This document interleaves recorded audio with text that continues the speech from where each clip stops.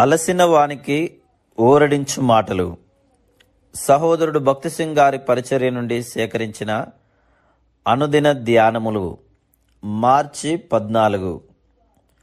వారు ఆయన తట్టు చూడగా వారికి వెలుగు కలిగెను, వారి ముఖములెన్నడును లజ్జింపకపోవును. కీర్తన 34:15.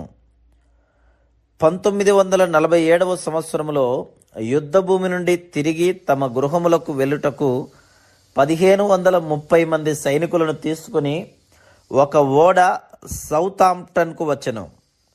ఆ ఓడ వచ్చినప్పుడు చాలామంది బంధువులు, స్నేహితులు తమ ప్రియులను కలుసుకొనుటకు ఓడరేవుకు వచ్చిరి. యుద్ధము ఆరంభమైనప్పటి నుండి తన ప్రియుని నుండి వేరు చేయబడిన ఒక యవనస్తురాలు కూడా ఆ రేవుకు వచ్చెను. యుద్ధమున్నను లేకున్నను ఎవరునూ వారి హృదయములు మార్చలేకపోయిరి. వారు ఒకరికొకరు నమ్మకముగా నుండిరి. ఆ అమ్మాయి అక్కడ పైకి క్రిందికి వెళ్ళుచు అటూ ఇటూ చూచుచూ ఆశతో వెదుకుచుండెను. అందరూ ఒకే విధంగా కనబడిరి. ఎందుచేతనగా అందరూ ఒకే విధమైన వస్త్రములు ధరించిరి. అంత పెద్ద సమూహంలో ఆమె తన యవ్వన భర్తను గుర్తించగలదా? ఆమె అటు ఇటు తిరుగుటను చూచి సైనికులు అపహసించసాగిరి. వారేమి అనుచున్నప్పటికీ ఆమె లక్ష్య పెట్టలేదు. తన యవ్వన భర్త ఆమెకు ఉత్తరము రాసెను గనక అతడు తప్పకుండా ఆ ఓడలో ఎక్కడో ఒక చోట ఉండునని ఆమె ఎరుగును. అకస్మాత్తుగా తన పేరు పిలువబడుట వినెను.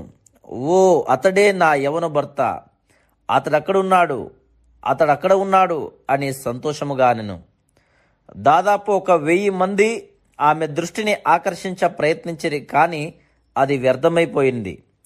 అదే విధముగా ఒకసారి మనము మన ప్రభువును అనుభవపూర్వకముగా ఎరిగిన ఎడల ఏ స్త్రీ గాని ఏ పురుషుడు గాని ఆయన నుండి మన కనులు త్రిప్పివేయజాలరు. మన కన్నులు కూడా ఎల్లప్పుడూ ప్రభువునందు లగ్నమై ఉండవలనన్నది మా ఆశ. ఒకవేళ ఆయన నామము కొరకై అత్యధికమైన హింస, దూషణ, హేళన చేయబడుట అనునవి కలగవచ్చును. మన తల్లిదండ్రులు, స్నేహితులు, బంధువులు, ఇరుగు పొరుగు వారి ద్వారా ద్వేషించబడవచ్చును. ఇవన్నీ మనకు వెనువెంటనే జరగవచ్చును, లేక కొంత ఆలస్యం కావచ్చును. చాలామంది విశ్వాసులు, స్త్రీలు, పురుషులు డబ్బు, స్థానమును బట్టి త్రోవ తప్పిపోవచ్చున్నారు. వారు తమ ప్రభువును తృణీకరించుచున్నారు. కానీ మన ప్రభువు మనలను ప్రేమించుచున్నాడు. ఆయన మనతో బూదిగంతముల నివాసులారా నా వైపు చూడుడి అని చెప్పుచున్నాడు. యెషయా గ్రంథము 45:22. ఎంతటి ప్రేమగల ఆహ్వానము! ప్రభువు మనందరితో నీ కష్టము, నీ పరీక్ష, నీ శోధన ఏదైనను నా వైపు చూడుము అని చెప్పుచున్నాడు. విజయమునకు రహస్యమిదియే. నీ భయములు, నీ కష్టములు, నీ హింసలు ఏమైనప్పటికీ ప్రభువు తన వైపు చూచుటకు నిన్ను పిలుచుచున్నాడు. మొట్టమొదటిగా దావీదు పశ్చాత్తాపంతో కూడిన కన్నీటితో, దుఃఖముతో ప్రభువు యొద్దకు వచ్చెను. అప్పుడు అతని ముఖములో సంతోషం కనబడింది. కీర్తనకారుడు వారు ఆయన తట్టు చూడగా వారికి వెలుగు కలిగెనని చెప్పుచున్నాడు. వెంటనే వారి ముఖములు ప్రకాశించెను. మనము ఈ మాటలు అధికారంతో చెప్పవచ్చును.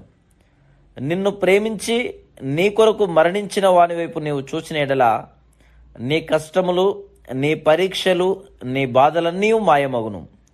గాయపరచబడిన తన చేతులను, కాళ్ళను చూపి ఆయన ఈ మాటలు చెప్పుచున్నాడు.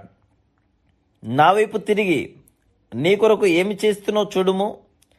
నిన్ను క్షమించుటకు, నిన్ను మార్చుటకు, నీ భయములన్నిటినీ, బాధలన్నిటినీ, శోధనలన్నిటినీ తొలగించుటకు నేనెంత శ్రమపడుతున్నో చూడుము.